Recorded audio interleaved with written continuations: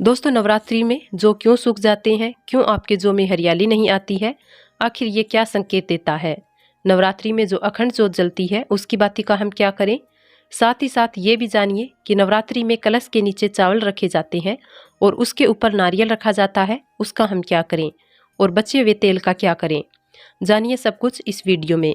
दोस्तों, जो भक्त सच्चे दिल से माता रानी की पूजा आराधना करता है और उनकी भक्ति में लीन हो जाता है तो माता रानी उसकी सच्ची भक्ति से उसकी पुकार अवश्य सुनती है और जो इच्छाएं उसकी मन में होती है तो माता रानी उसे वो सब कुछ देती है जो उसको चाहिए होता है।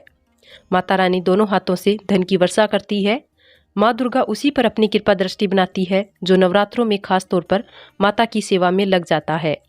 माता की सेवा में आपको कंजूसी नहीं करनी चाहिए। दिल खोलकर माता रानी की सेवा करें।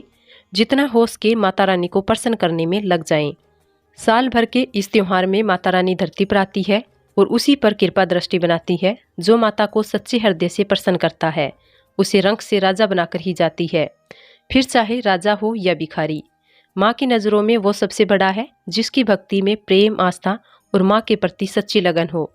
इसलिए माँ की भक्ति में आनाकानी ना करें। दोस्तों, सबसे पहली बात, नवरात्रि में हम माटी के एक प्याले में जौ भरते हैं ताकि हमारे घर में सुख शांति बनी रहे और माता रानी प्रसन्न हो जाए। जो जब हरे भरे होते हैं तो घर में हरियाली आती है और सुख समृद्धि की प्राप्ति होती है। जब जो हरे भरे होते हैं तो समस्त देवी देवता खुशियां मनाते हैं और घर की उन्नति के लिए कामनाएं करते हैं। हरे भरे जौ में साक्षात माता रानी अपने 9 स्वरूपों के साथ खेलती है और घर में सुखों की बारिश करती है तथा धन की बारिश होती है।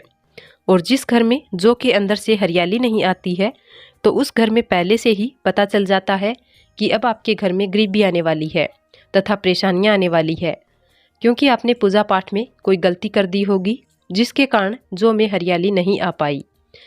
जौ में कम हरियाली आना मतलब घर में धीरे धीरे खुशियों का वास होगा और ज़्यादा हरियाली आने का मतलब घर में धन की वर्षा होगी। तेजी से व्यापार दिन दुगनी रात चौगुनी बढ़ेगा।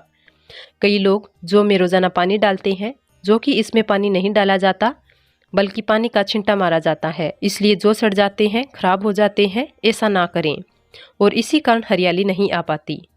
ज़्यादा पानी डालने से खराब हो जाते हैं। दोस्तों, जो जब आपके घर में हरे भरे हो जाए तब इसमें चांदी का सिक्का या 1 रुपये का सिक्का जरूर डालें। सिक्का डालने से माता रानी प्रसन्न होती है और आपके घर में धन का आगमन होना शुरू हो जाता है। दोस्तों, नवरात्रि समाप्त होने के बाद हरे भरे जौ का क्या करें, आइए जानते हैं। पहली बात तो ये कि इसमें जो आपने 1 रुपये का सिक्का डाला है उसे आप अपने धन के स्थान पर रख लीजिए। इससे धन में बढ़ोतरी होती है और अंत में नवरात्रि समाप्त होने के बाद इन जौ में से थोड़े पत्ते माता रानी के प्रसाद के स्वरूप में पूरे परिवार को खिलाएं। इसके पत्ते खाना बहुत ही शुभ और मंगलकारी माना जाता है और बाकी आप इन जौ को गंगा में विसर्जित कर दें या नदी की धारा में छोड़ दें। इससे आपका व्रत संपूर्ण और सफल हो जाएगा। दोस्तों, कई लोग अपने घर में अखंड ज्योत जलाते हैं। जो बाती होती है तथा तेल बाती उसे कई लोग इधर उधर फेंक देते हैं या अपने घर में संभाल कर रख लेते हैं या फिर पानी में डाल देते हैं, जो कि इससे आपको कोई फायदा नहीं होता। जो अखंड ज्योति होती है उसे आप मामूली ना समझें। ये बुझने के बाद भी जागृत अवस्था में होती है। इसमें साक्षात माता दुर्गा का वास होता है। नवरात्रि समाप्त होने के बाद इसके बचे हुए तेल को आप बच्चों की मालिश करने के लिए रखें और आप भी इससे मालिश करें। इससे आपकी सभी बीमारियां दूर हो जाएगी और आपके ऊपर सकारात्मकता का संचार होगा। और साथ ही साथ जो अखंड ज्योति की बाती होती है उसे आप अपने बाजू में बांध लें। ऐसा करने से आपको धनी होने से कोई नहीं रोक पाएगा। बच्चे बड़े सभी बांध सकते हैं। उसको बड़ा करने के लिए इसमें आप कलावा बांध सकते हैं। दोस्तों, नवरात्रि में जब कलश स्थापना की जाती है तो कलश के नीचे चावल रखे जाते हैं और कलश के ऊपर एक नारियल भी जरूर रखा जाता है। ऐसे में हम इन दोनों चीज़ों का क्या करें, आइए जानते हैं। सबसे पहली बात, कलश के ऊपर जो नारियल होता है उसे आप कन्या पूजन में तोड़कर कन्याओं को बांट दें और आप भी माता रानी के प्रसाद के स्वरूप में खा लें। आप चाहें तो नारियल साबुत ही गंगा में विसर्जित कर सकते हैं और कलश के नीचे जो चावल रखे जाते हैं उसे आप थोड़ी हल्दी में पीला करके एक लाल कपड़े में बांधकर अपने धन रखने के स्थान पर रख लें या अपने पर्स में रख सकते हैं। इससे तेजी से धन बढ़ता है, माता लक्ष्मी की कृपा प्राप्त होती है।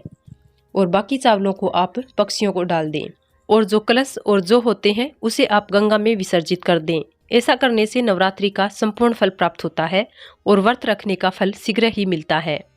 और भूल कर भी गंगा में ये गलती कभी मत करना। कचरा आदि धूप बत्ती के डिब्बे, माचिस की डिब्बी भूल कर भी मत डालना। सड़े गले फूल गंगा में नहीं डालना चाहिए। इससे उल्टा व्यक्ति नरक में चला जाता है और परिवार में गरीबी का वास हो जाता है। गंगा मैया क्रोधित हो जाती है और श्राप देती है, इसलिए ऐसा घोर पाप कभी मत करना।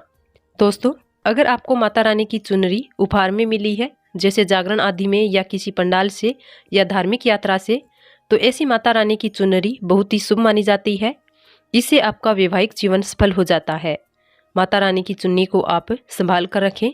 इसे आप करवा चौथ पर, वट सावित्री व्रत आदि या किसी पर्व पर, त्योहार में अवश्य पहनें। इसमें माता रानी का आशीर्वाद होता है जो आपको प्राप्त हुआ है।